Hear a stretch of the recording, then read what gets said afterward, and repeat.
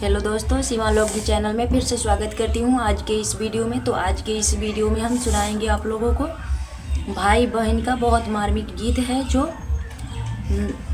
सुनिएगा आप लोग ज़रूर पूरा वीडियो में। बहन ससुराल में रहती है तो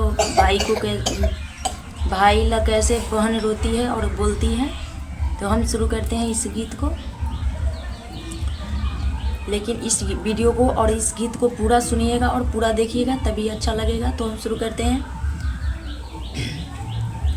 चंदना बिरिछिया धैले रोवाली ना सीमा बहिनी मोरो भैया नायले। चंदना बिरिछिया धैले रोवाली ना सरस्वती बहिनी मोरो भैया नायले। गोरवा चरलायलन भैया सुबास भैया देखा बहिनी भर नजरी।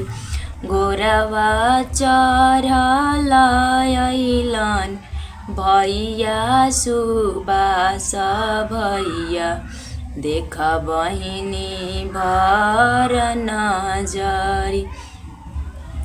भैया के बहिनी के लोर से चंदन धोती भीजले। बहिनी के लोर से रुमाल बहिनी के लोर से चंदन धोती भीजले।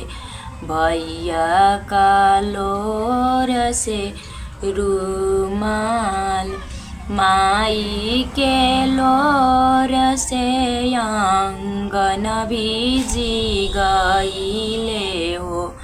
भौजी बाड़ी नहीं हृदा के कठोर माई के लोर से आंगन भीजी गईले हो।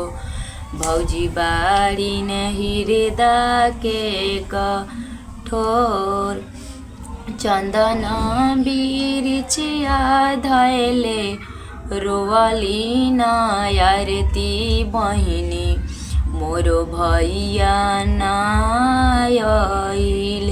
चंदना बिरिछिया धैले रोवाली ना सरस्वती बहिनी मोरो भैया नायले। गोरवा चरलायलन भैया सुबास भैया देखा बहिनी भर नजरी। गोरवा चरलायलन भैया सुबास भैया देखा बहिनी भर नजरी। बहिनी के लोर से चंदन धोती भीजले। भैया के लोर से रुमाल माई के लोर से आंगन भीजी गईले हो। भौजी बारी नहीं हृदा के कठोर माई के लोर से आंगन भीजी गईले हो। भौजी बाड़ी नहीं हृदा के कठोर।